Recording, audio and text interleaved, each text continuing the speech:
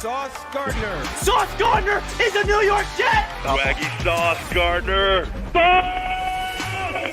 I love Sauce. I love his tape. I love his press technique. I love his confidence. He has everything you want to see in the position. And I think Robert Saleh in this scheme is perfect. It's a hand-in-glove fit for him, man. Garrett Wilson. It's Garrett Wilson! The New York Jets have just got two big-time playmakers! I believe that Garrett Wilson is going to be the most impactful rookie receiver in this class. And I think we see Zach Wilson play like he did the last 6 games of the year, times 10, and have a phenomenal second season. Wow, you think? Yeah! Yeah! Let's Jermaine Johnson! Breece Hall, running back, Iowa State. Breece Hall, oh my God, they got him! They went offense. They went with the best running back in the draft. Jeremy Rucker, oh my God! The Long Island native is a New York Jet! J-E-T-S, Jet! Let's go!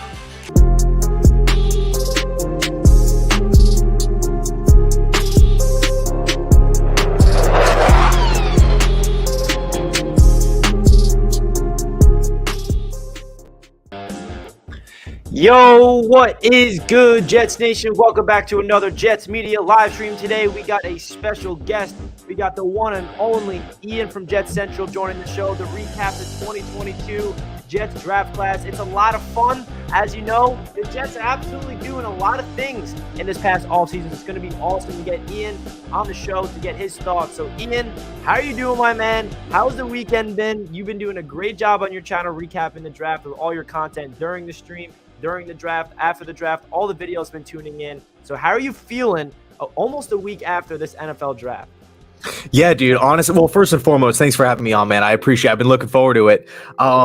Still kind of in that story, or that, it's almost like it hasn't really weared off, if that makes sense. Like, I'm still like kind of riding that high a little bit. It's crazy, man, with all the, draft experts, everybody kind of giving praise to the Jets, especially from like the national, like mainstream media. It's been good. It's been great, man. And we were talking before the stream, like, I'm not used to all the NFL media praising the Jets. It's usually the complete opposite, that we took this player over that player or this player over that. But it's like everybody in the NFL media is to the point where it's like they're expecting the Jets to be pretty darn good this year. And that's what I wanted to start it off with. Now, seeing all of the praise that we are getting in the NFL media, is the expectations going into the season going to be a little too high? I know that we talked about it briefly before the stream, but what's your thoughts about the Jets being praised and what the Jets fans' expectations should be heading into the season after looking over the roster? Yeah, dude, quick little side note. I actually really like that hoodie, man, that you got on. Thank you, but bro. yeah, dude, I'm looking at the expectations, and I think it's like, I think it's like an individual, it's like a personal thing at the end of the day. For me, like my personal expectations is 7-8 wins. I think if the Jets get 4 or 5 wins again next season, I'm not going to be happy. I feel like a lot of Jets fans are not going to be happy. But it's time to start winning some games. It's time to start being a competitive football team. I don't want to see this team get blown out. Nobody does, But to answer your question, I do feel like with all of the additions in free agency, Zach Wilson going into year 2, all of the draft picks, the expectations are starting to rise a little bit. But I still feel like Buffalo, Miami, to a certain degree, they're still ahead of us. So I don't want to get, in the mindset of, oh, it's playoffs or bust this season. Like, for me, again, 7-8 wins. But I do think the expectations are like slowly starting to creep up. And the expectations should creep up in a good way, because this Jets team is coming to a realization that this roster is talented. I mean, Joe Douglas came here 3 years ago. He completely revamped the offense. The defense is still a work in progress, but there's no denying that they added talent in the offseason. So in a long shot, when you look at this depth chart on the offense and the defense, that's what I want to start off with before we dive deep into the NFL draft. So I'm going to bring up the roster and bring up the depth chart that I created on a graphic. So let me just bring that in real quick. So here is what this offense is looking like on paper. So I want to go into this with you, my man, Ian. So what's your expectations from this offense when you look at the positions at wide receiver, at running back, at offensive line? Like, is this one of the deepest offenses that we've seen in quite some time as a Jets fan, or what? I think so, man. Dude, the one thing that just like I just love seeing on this list here is the tight end position. And one thing I was thinking about, when we look at the roster last season at tight end, it would like you can make an argument Uzama, Conklin, and Rutgert are better than everybody we had on the roster last year with Croft and Griffin. And you take a look at teams that run this style of offense, whether it's the Rams and Higbee, San Francisco Kittle, the Raiders with Waller, like whoever it is, a pass catching tight end is huge. And we just didn't really have that. Think about defensive coordinators out there. They weren't really game planning for Tyler Croft. They weren't, Ryan Griffin just wasn't keeping him up at night. But now it's like the two-headed monster with Uzama and Conklin, and then Ruckert, a little bit of a developmental tight end. I think the tight end position, like finally having some talent there, is really going to benefit the offense. I couldn't agree more, man. I feel like the tight end position, Joe Douglas understood that last year he did not do a good job of surrounding rookie Zach Wilson with playmakers. I mean, Tyler Croft, Ryan Griffin, they're just veterans that just did not get the job done. And LaFleur tried to run a lot of 12 personnel and it didn't work. And now we got Uzama, Conklin, and Ruckert. And the Long Island native and Jeremy Ruckert is probably one of my favorite picks in this entire draft class just because he grew up 15, 20 minutes from me. It feels like one of us got drafted to the Jets. He's living our dream. But outside of the tight end room, I want to talk about the wide receiver position, Ian, because I feel like this position has been a work in progress for years since Joe Douglas came here. All 5 of these guys on the list were Joe Douglas acquisitions. Pretty much everybody on this entire offense is now Joe Douglas people. But what's your expectations from this wide receiver room, adding Garrett Wilson to the mix of Denzel Mims, Elijah Moore, Corey Davis, and Braxton Berrios? Yeah, so I mean, right off the bat, like Garrett Wilson was my favorite wide receiver in the class, so I was really, really excited that we landed him, and I'm also happy that the Falcons decided to pass on him too. If it wasn't going to be Garrett Wilson, I was hoping for Jameson Williams, but at the end of the day, they landed with Garrett, and I think he's going to bring explosiveness. He fits the system, the separation skills. I love how you can line him up on the outside, and he could win. You can line him up on the inside, he could win. You could like hand the football off to him, reverse, end arounds, all that kind of stuff. I don't want to say, he's the next Deebo Samuel or anything like that, but I do feel like he does bring a lot of that versatility to the Jets offense. I'm really number 2, I'm pumped that Berrios is going to be back. I felt like, and I feel like a lot of Jets fans can also agree, like it was huge to bring back one of our own players and not just let another one of the guys that really grew with this team just hit the open market because we didn't want to pay him. So pumped that Berrios is going to be back. I'm expecting a big year 2 jump from Moore. And then Corey Davis is interesting because obviously like he's coming off the season-ending injury. There was some highlight moments. There were some disappointing moments when he was in there. But the Jets, they paid him a lot of money. Like that wasn't just a 1 year, $4 million, 1 year prove it style deal. Like that was a multi-year deal, and they passed on a lot of free agents or free agent wide receivers like that season, and they went after Corey Davis. So I'm expecting, you got to think that this offense has big plans for Corey Davis going into his second year with the team. I couldn't agree more. I feel like Corey Davis, he thrives the most when there's a big-time weapon next to him. If you saw him in Tennessee, when he had his best season in the NFL, it was with A.J. Brown next to him being that number 1 receiver. And Corey Davis had 14 yards shy of an 1,000-yard season. And that's not a knock on Corey Davis. I just think we can all agree that he's not a prototypical number 1 receiver. He's a great number 2 receiver, and there's nothing wrong with that. So I feel like Garrett Wilson and Elijah Moore going into your number 2 is only going to benefit guys like Corey Davis, and I'm excited to see what this wide receiver room can do. Now let's switch over to the defensive side of the ball. Now, obviously, the Jets defense was pretty abysmal last year, 32nd in the league, which is last. So with the additions of Sauce Gardner, DJ Reed, Whitehead, and Jermaine Johnson, and all the guys we added on top of players returning from injury like Carl Lawson and re-signing Vinny Curry and LaMarcus Joyner, what's your expectation level with this 2022 Jets defense, and what do you want to see them improve from year 1 last year to year 2 with the system with Ulbrich and Saleh?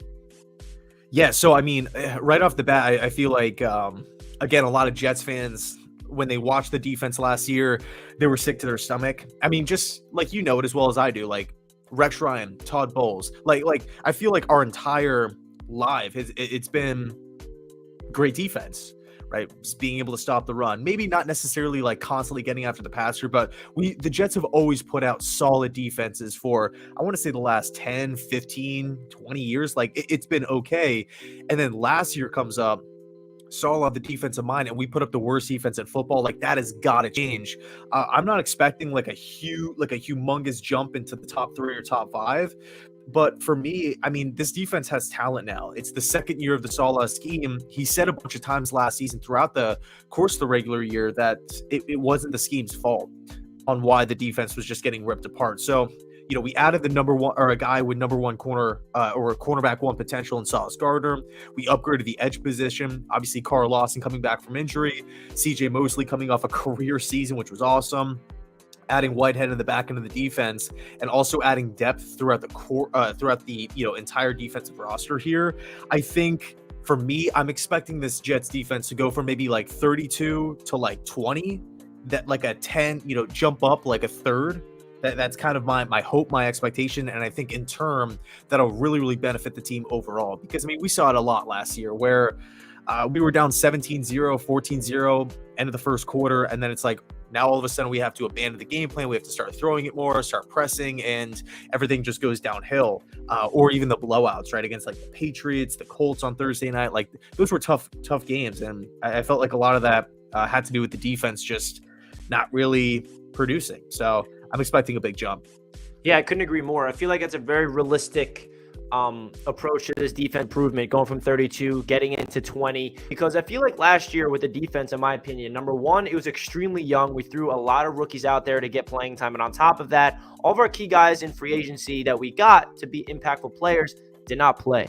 Carl Lawson goes down in training camp. LaMarcus Joyner gets injured in week number 1. Vinny Curry goes down before the season even begins. So I feel like on top of the Jets getting a lot of talent this offseason, the biggest component that I think we can all agree with is please stay healthy. Can everybody just stay healthy for a full season? Maybe not all 17 games, but no season-ending injuries early on, even though injuries are part of the game. But the one thing I will say is I feel like the Jets did a really great job, especially at the cornerback position and defensive line position on defense, to add quality depth, because all of a sudden last year, our two starting cornerbacks who took a lot of good strides as young players, as a rookie with Eccles, year 2 Hall. Now those two players are backups, and that's what you can say, that the depth is real with these cornerback room. If one of Sauce or DJ Reed unfortunately has to go down in injury, I got all the confidence in the world in one of Bryce Hall or Brennan Eccles to step up big time. So now let's get right into the draft, Ian, because this is what I want to break down after what we saw from this New York Jets team last weekend. So before we get into the NFL draft and dissect what we saw from Joe Douglas, make sure you guys hit that like button if you guys are enjoying the show.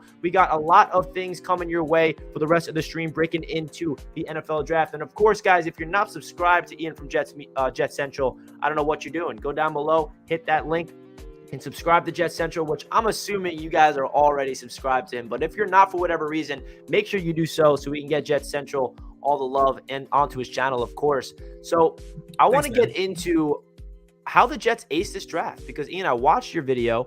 You made a video saying why the New York Jets aced the draft. And I want to get your thoughts. You want to elaborate on the points you made in your video on why you feel like the New York Jets absolutely hit a home run and aced the 2022 NFL draft?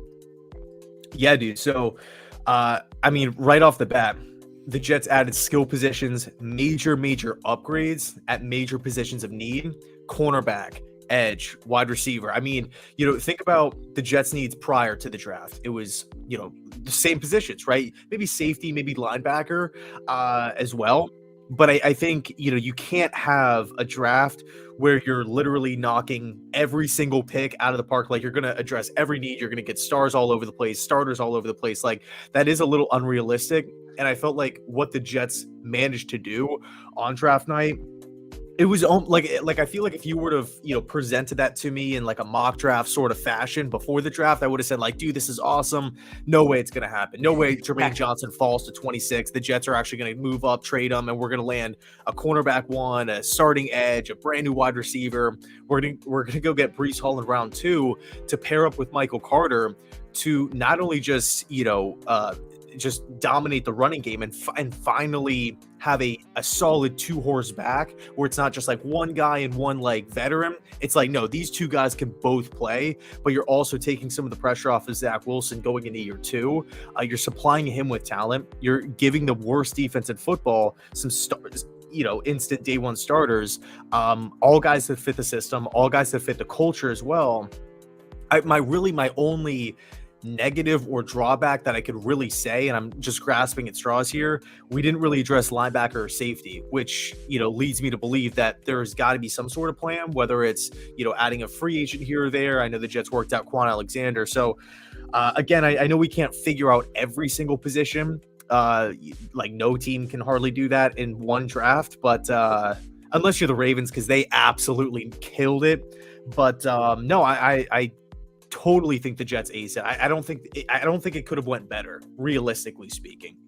I love that you said that if you were presented this draft weeks beforehand, you would think it's totally unrealistic, because I always say the same thing. Like I always said on Twitter, if I posted this mock draft, which is what the Jets did in 2022, you guys in the comments would say I'm unrealistic. Richie, this is a pipe dream. This will never happen. Why are you showing this to us? But it's reality. We're living in a pipe dream reality, and it's pretty mind-blowing how they did this. So I want to get into your thoughts of the pick at number 4 and Sauce Gardner. Leading up to the Jets pick at number 4, did you expect Sauce Gardner to be a realistic option? Leading up into the draft, there's a lot of buzz surrounding him from all the beat reporters. We heard that the Jets were not interested in Kayvon Thibodeau at all. We heard that it's going to be either Sauce, Ekwonu, or even Jermaine Johnson at number 4. So when the pick was Sauce Gardner at number 4, what was your initial reaction? Did you want him on the Jets? Did you feel like it was a perfect fit? And then give your thoughts about him as a player. Yeah, so I think with Sauce, it was kind of one of those things where I was thinking like edge at 4, because the free agents are gone. Myles Garrett's, TJ Watts, they don't hit the open market unless you have like some crazy scenario where like a Khalil Mack gets traded.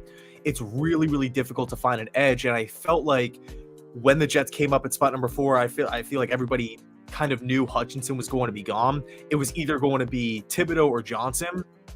But the last, or I want to say maybe like 24, 48 hours before the start of the draft, like literally everybody was linking Sauce Gardner to the Jets, like Matt Miller, Kuiper, Samini, who else, like Chris Sims, like everybody was just saying, like, not necessarily saying it was a lock, but all the mock drafts was just Sauce at 4.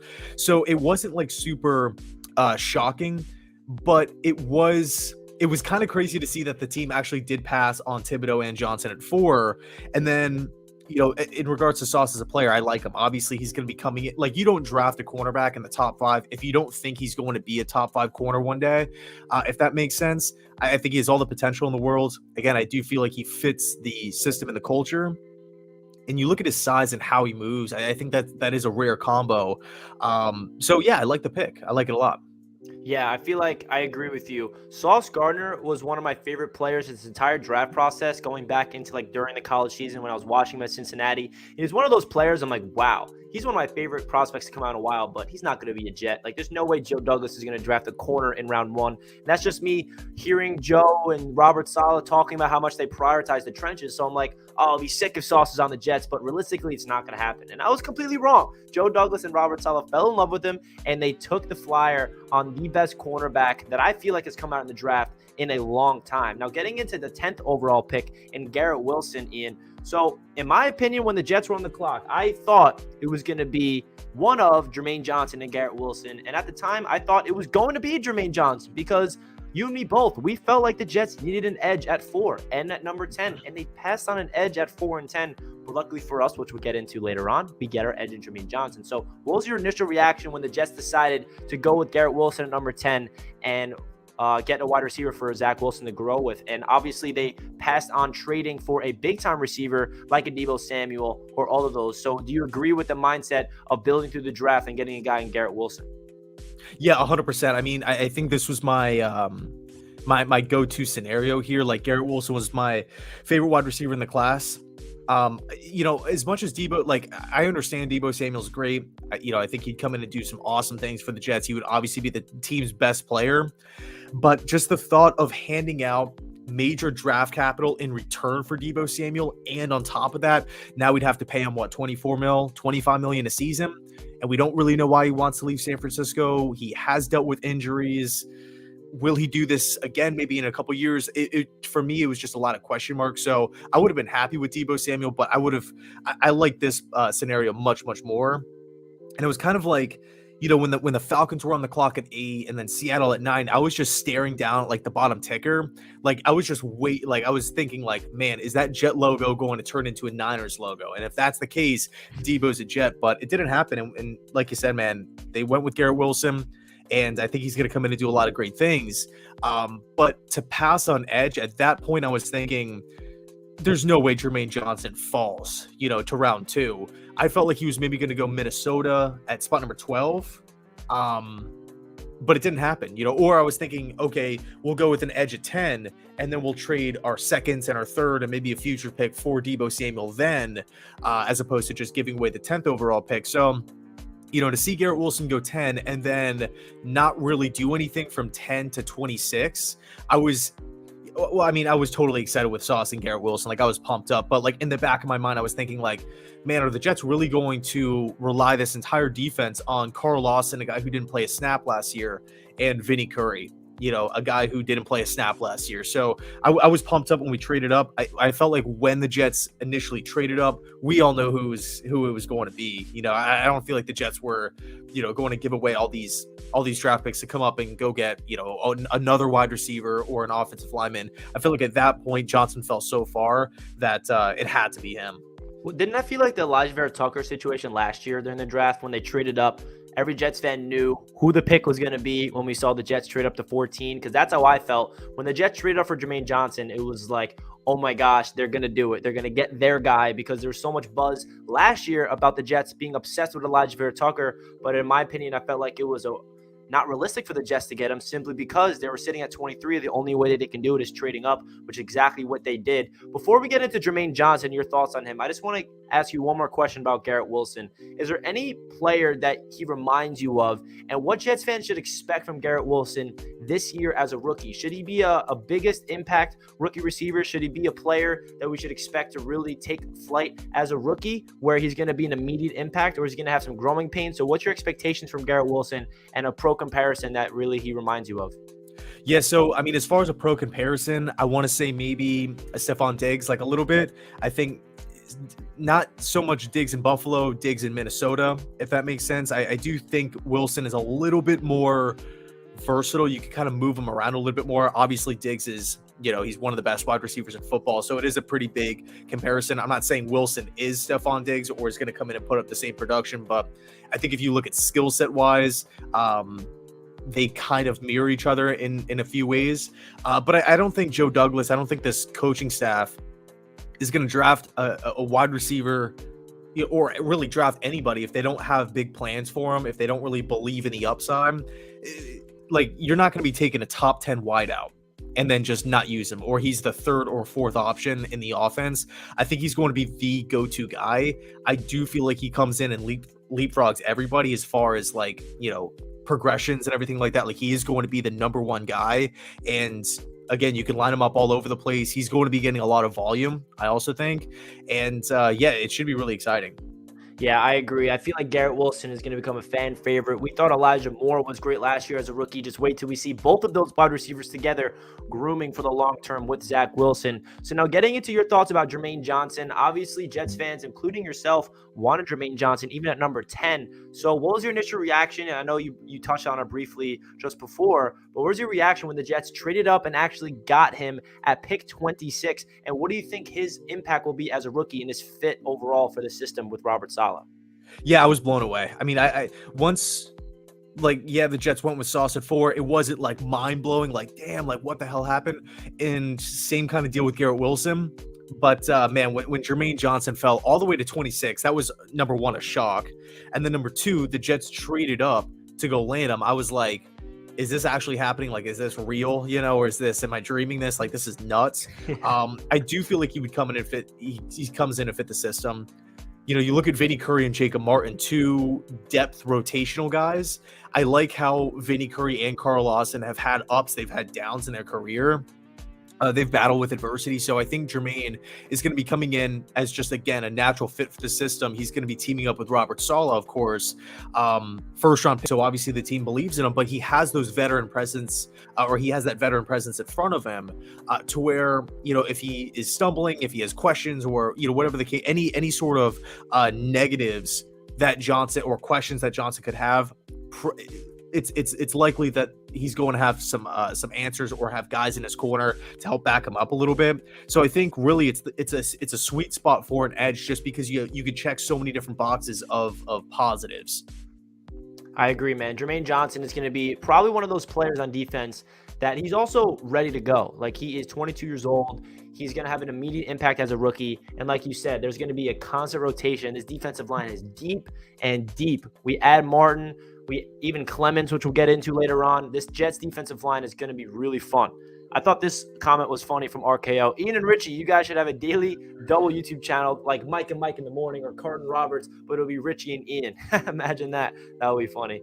But I appreciate all the support. I see you guys in the chat. I see you guys showing some love. I know you guys love Ian showing up and joining Jets Media. So if you guys are enjoying the show, make sure you hit that like button. And again, make sure you check out Jets Central down below in the description. All the love is appreciated. So Green Bean, welcome to the channel as well. Appreciate you tuning in, Green Bean. And he gets into the next player I want to talk about. He says the Breece Hall pick was the most surprising yet, the most positive pick in the draft. They went for it, man. Give Zach every single thing he needs to thrive, and he will. So Green Bean, I appreciate you tuning in. And Ian, I want to get your thoughts about the Breece Hall pick. Was he on your list? Like, when you woke up the next morning on Friday, you see who's available for day 2. Did you think they will actually draft Breece Hall? And what was your reaction when they traded up to get the best running back in the draft, and your expectations for him as a rookie? Yeah, so he was actually a guy that I watched a lot of back at Iowa State, and he was like the bell cow. Like, he was like the guy in the Iowa State offense. Like, they just put a lot on his plate, always showed up. He never like disappointed or failed or anything like that. He was never a guy to disappear in the big moment. A tough runner, agile. He's bigger. He does have a lot of power, but at the same time, he's kind of like, he reminds me a lot of Le'Veon Bell back at Michigan State, where he was like a power back, but then he gets to Pittsburgh, and just how he does move a little slower, but he has that agility, and he's just so tough to bring down, not necessarily like physically, like just a bowling ball out there, but he's just tough to kind of get your hands on. And that's like, when I'm looking at this style of offense, I do feel like Breece Hall is going to fit. And another thing too, is Joe Douglas going to pass on offensive line for the 4th time in this class? Is he going to pass on linebacker Nakobe Dean? Chanel was there as well. Like, he passed safety. He passed on a lot of positions of need to go with the position in Breece Hall, or to go with a player in Breece Hall rather, where we already have a good running back on the roster. Is he really going to do that if this team doesn't really believe in him? Like, no, I think Breece Hall is immediately going to come in and be the team's best back on the roster. I think he's going to have a humongous role in the offense. But as far as like, if I was shocked that the Jets took him, I thought there was a chance. I remember waking up and actually filming a video like day 2 prospects, and I was thinking like, yeah, Breece Hall's definitely going to be in play. I wouldn't rule it out, but definitely not the favorite in my opinion. I probably had like maybe 3, 4, or 5 guys maybe in front of Breece Hall. But I'm happy with how things played out. Yeah, like what Joe Douglas has showed me personally after these last 2 drafts in particular is he's using all of his premium picks for Zach Wilson. I mean, that's what it's all about right now. Like, I feel like he's sacrificing the depth and the quality talent that we have at linebacker and safety, which obviously is the 2 biggest need right now on this Jets team, to get weapons for their young quarterback, because Joe Douglas saw what they did with Sam Darnold. They saw what we did with past regimes. Like, what Joe Douglas is doing is giving Zach Wilson every single opportunity to get the weapons and protection around him, to the point where he's walking on the field and he feels comfortable with his guys, and he has explosive playmakers that will take the pressure off of him. And that's what I got from Breece Hall. I was shocked when the Jets were on the clock and they traded up. This little voice inside me was like, wait a second. I remember last year at this moment, the top of the 2nd round, we were all like, oh, it's going to be Joe because he's going to be a defensive player because we already went 2 offense.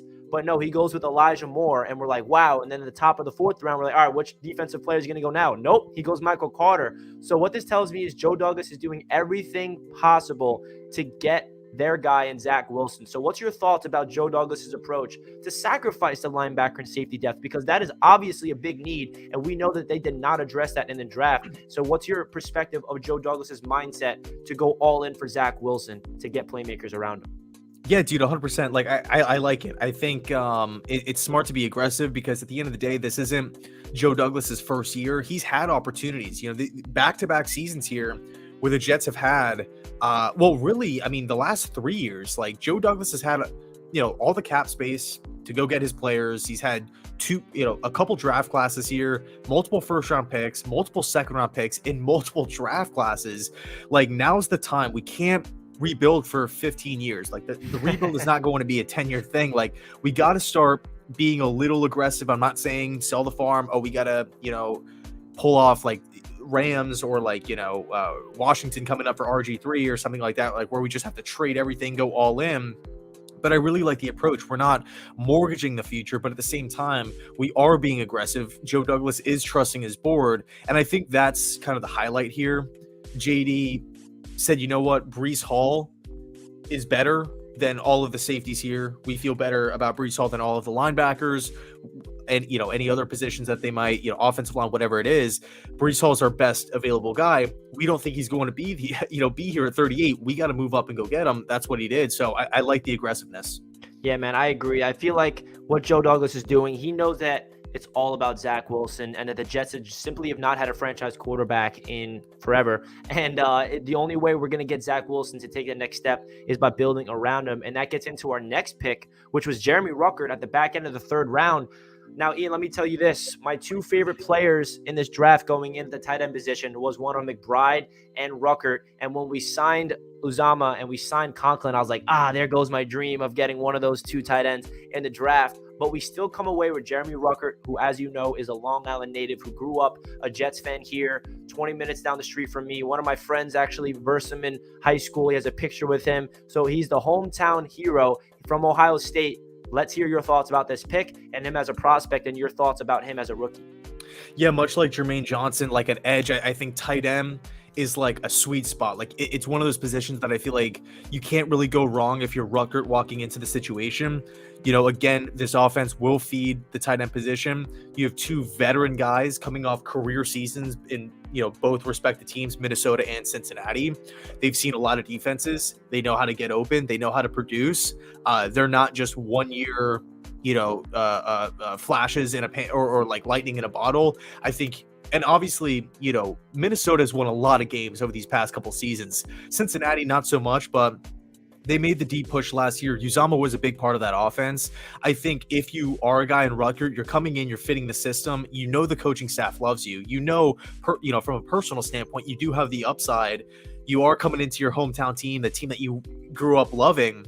And you have two guys sitting in front of you that won't be here for the next 5-10 seasons. The tight end position is going to be yours in due time, but these guys aren't going to be like Tannehill, right? If that makes sense. Like they're not going to come in and like shun him or push him into the corner of the room. It's going to be like, no, like we're going to welcome you in and really help your growth because you are the future. And I think if you're Jeremy Ruckert, you are you're living great right now. You're in a perfect spot. Yeah, I couldn't agree more. I feel like Jeremy Ruckert is going to be a fan favorite with his, his energy of being a Jets fan already, being from New York, all that stuff. But on top of that, his demeanor, and he takes pride in blocking, which is what we need from a tight end. So I feel like he is a perfect raw piece of clay that's going to develop over time in this system. Now, getting into the last two players I want to talk about before we end off the stream, and Max Mitchell and Michael Clemens. You want to give your scouting report and your thoughts about these two players and what you expect from them depth-wise. I feel like Max Mitchell was a good pick, in my opinion, to be that swing tackle. Clemens, I feel like, was like, if there's one player that Joe Douglas allowed Robert Saleh to select, this is that man, because he screams Robert Saleh being a violent edge rusher. So what's your thoughts about Max Mitchell and both Michael Clemens picks?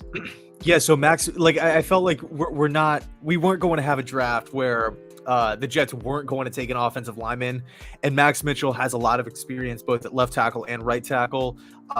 You look at his ability to just be that swing guy, come in on a fly. Hey, if Fant can't go 1 week, if God forbid Becton gets hurt or he doesn't look the same, maybe Max Mitchell can step up and be that guy. As far as like a day one, like a rookie starter, I'm not sure how Max Mitchell will fare, but hey, again, you're drafting a guy in the 4th round. What are the chances of him coming in and being like a top 15 tackle in the 4th round? It's just unrealistic. So from a developmental standpoint, I like it. He's not forced to play. If he has to play, it's not the end of the world. And then as far as Clemens is concerned, like you said, he's violent, he's aggressive, really wants to make his mark known on the football field. And that I'm a big fan of the Aggies' former defensive coordinator, Mike Elko. He's a guy that just demands violence from his defensive line. Like, you always see the Aggies having success on the defensive line, and it's the SEC West, so he's been going up against great competition. And supposedly he did fall because of off the field concerns, but when you look at him from just a talent level, or like how good of a football player he is, what he's shown on the field, like, he could produce. I definitely see Clemens having a role with this defense year one for sure. Maybe not as like the day one guy, but I think that is Johnson and Carl at the end of the day, and then also Vinny Curry and Jacob Martin as well. But assuming the Jets don't get hit with the injury bug, or somebody doesn't go down, I still view Clemens as a rotational pass rusher that will have opportunities to make plays, not necessarily playing 50% of the snaps or anything like that weekly, but I do see him getting in there. Awesome. So the next question I have for you, I feel like there's no wrong answer. Who was your favorite Jets draft pick? And everybody in the chat, please answer this question as well. Who was your favorite pick out of all the guys that Joe Douglas selected in the 2022 draft? Let's hear from the chat. Ian, who's your favorite? Yeah, so it's tough because like Breece Hall has been like my guy like for years, and I just never really thought that he was going to end up with the Jets. Just it's just such a it's kind of like Rucker. Like, you just would never think, like, what are the chances of like him actually going there? But I gotta say, I think my favorite fit for the Jets, or my favorite pick rather, is Garrett Wilson, just because he's been my number one wide receiver in the class for the entire season. I felt like if the Jets didn't go out and trade that pick for a Metcalf or whoever, AJ Brown, Debo, whoever it was going to be, if they were going to be selecting a wide receiver at 10, and you told me, hey, you could have your choice between any of them, I'm saying Garrett Wilson. I'm taking Wilson over London, Wilson over Williams. Like, he was my guy. So for the Jets to actually walk away with him, I was totally pumped up, and I think he's going to do some awesome stuff. This is how you know this draft class was special, because if you look in the chat, everybody has their own opinion on who is their favorite pick. Not a lot are even saying Garrett Wilson. It's Breece Hall mostly, some Ruckert, some Sauce, Jermaine Johnson. That tells you how deep this draft class is. My personal favorite is probably Jeremy Ruckert, just because of the story behind it. And I always felt like he was destined to be a Jet. I don't know if you heard the story of him going up to Ron Middleton and Joe Douglas at the Senior Bowl. He went up to them during practice and said, I'm so glad that you guys are coaching us. I don't know if you guys know this, but I grew up in New York. I'm a huge Jets fan. Like, that's like the funniest thing I've ever heard, just because if I was ever in that situation, I'd do the same exact thing. Now, which draft pick shocked you the most? Is there a pick that you were like, wow, I cannot believe that was the pick? Did not see that coming at all. Yeah, I got to say Jermaine Johnson. It wasn't so much him, his fit with the Jets or anything like that. I was more shocked that we passed on him twice, because like I said, man, like there was, I think, like multiple reports saying Jermaine Johnson is a top 10 lock, and if the Jets are picking at 4 and we don't take him, we're picking at 10, we don't take him, then, where's he going to go? He might slip a little bit. Like we were talking about before, I felt like Minnesota at 12 was probably going to be, in consideration there. He slides, and, picks keep coming in. He keeps on sliding. I'm like, is Jermaine Johnson ever going to get picked here? And I was actually streaming with UCF Jaguar, and we were talking a little bit about it. And he's like, so like, fast forward maybe like 10 picks. And it's like, we kind of forgot that he was still on the board. Like, we just assumed that he was, taken. And then we're like, holy crap, like, is Jermaine Johnson going to actually fall to round 2? And then all of a sudden, bam, the Jets pop up on the bottom of the screen. They move up, and it's like, I was not expecting that. I was not expecting Jermaine Johnson to fall. I was not expecting the Jets to trade up to go land him. I definitely felt like if he was on the board in the second round, obviously, which would be pick 35, I felt like he was going to be the pick, but I just didn't see the Jets trading up, and I'm totally happy that that JD pulled the trigger. Couldn't agree more. I feel like that was the highlight of the entire draft night. So to wrap up this stream, I got one final question for you, and it's not really anything to do with the draft, but it's probably about the most important piece to this entire franchise, and that is being Zach Wilson. So Joe Douglas did his job. We surrounded him with the weapons and the playmakers and the continuity of coaching and the protection. So what's your expectations from Zach Wilson, year number 2? I know you came out with a great video yesterday breaking down 5 points about Zach Wilson. So if you want to talk about that a little bit and what Jets fans should expect from him, how can he take that next step in year number 2? What do you expect from him in year number 2 for the New York Jets? Yeah, I mean, I felt like the front office did, like you can't fault Joe Douglas. Like, it's just he's done what he can. He looked at the worst defense in football. He got him help. Corner, edge, safety. Again, I feel great about CJ Mosley. It's a big year for Quinn Williams. I know we didn't really talk about him, but I mean, he has a lot of expectations, right? Going into that, final season. It's like he did his job on defense, and then you look offensively, Zach Wilson, oh, you need help? Where? Tight end? All right, we'll get you 3 tight end. Oh, you need help on the offensive line? We'll go get one of the best guards in football in Laken Tomlinson, a guy who's actually worked with the Jets coaching staff before and has won a lot of games. So I do feel like he's going to come in and, really instill like a winning attitude, a winning mentality, as opposed to like coming in, from maybe a team like Jacksonville or Houston or something like that, where he's just not accustomed to being in the playoffs or just stuff like that. We got you another number 1 running back in Breece Hall. We got you a solid playmaker in Garrett Wilson. Corey Davis is going to be coming back. Elijah Moore going to year 2. You're going to be playing in the same system. Like, Zach Wilson has everything in his corner. A lot of, if you're having an argument, like you have a lot of positive points that you can make in regards to Zach Wilson taking that second year jump. And at the end of the day, like he was the second pick in the draft. So, you can't just wait around forever. Joe Douglas did his job. He got him the weapons. He got some upgrades, both offensively and defensively. Continuity is there. The chemistry is there. The system is still in place. Also, Saleh and Mike LaFleur going into year 2 as well. Like, think about everything that they learned this past season, everything that they will learn this offseason, just in preparation, game planning, play calling, just stuff like that. They can throw away the stuff that doesn't work, keep the stuff that does work, new ideas, maybe changes to the coaching staff. I think really Zach Wilson doesn't have many. At the end of the day, it falls on his shoulders. Like at this point, last year, like I don't want to say we accepted losing, because that just sounds bad, but we understood it. Hey, everybody's young. Hey, it's Saleh's first year. Mike LaFleur, first year calling plays, rookie quarterback, everybody's hurt. Like we understood that this team was not a 12 winner last year, but this season, like we got a lot better. And with that comes higher expectations. We talked about it earlier in the video. Like if the Jets get 5 wins, like, yeah, people are going to be very, very mad. You know what I mean? But like if we had 5 wins last year, it was like, hey, everybody's hurt. Everybody's, new. Everybody's young. So I do feel like the expectations have risen for Zach Wilson. I think he definitely has the most pressure on him and Saleh too, because look, if Saleh rolls out like the worst defense in football again, or like 31 or 30th, I think there's going to be a lot of people that are just going to be ticked off, watching it, especially coming off of Todd Bowles and even Greg Williams. I mean, Greg Williams, he didn't really have much talent at all, and he put out like a formidable unit. And then we talked about Rex Ryan before, but like, I think those are the guys that have the most pressure on him right now, Saleh and Zach Wilson. Yeah, I couldn't agree more. I feel like the pressure is on, and everything is also in Zach's corner. It's a good feeling that the pressure is like not on Zach to the point where like, all right, Zach, we need you to put the team on your back. We need you to do everything. We try this around you, but this is the best that we can do. Like, no, that's not the case.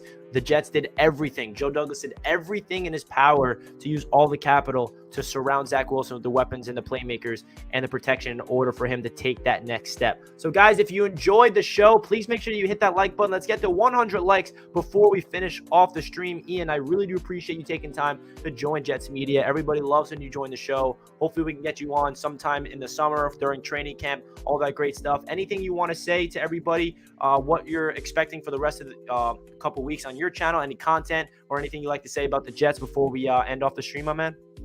Yeah, dude, just same stuff as normal, just covering the team. And yeah, bro, I appreciate you having me on. I always look forward to coming on. Yeah, It's great having you on. Looking forward to having you on again in the future. And guys, if you're not subscribed to Jets Central, which I'm assuming you already are, please make sure you do so. That is down below in the description. Got crazy Jets content coming your way on Jets Central all throughout the rest of the week, I'm assuming, and throughout the rest of the offseason. That does it for this stream between Jets Media and Jets Central. The New York Jets did a phenomenal job in the draft, and now it's on to OTAs. Tomorrow is rookie minicamp, so we're going to be seeing our guys out there on the field, seeing what jerseys they're rocking. It's going to be a lot of fun as a Jets fan for the rest of the offseason. Hopefully, this continues throughout the season. Am I right? Because that's what matters the most. 100%, All right, man. 100%. Appreciate you guys, and we'll catch you guys next time. Peace out, and let's go Jets.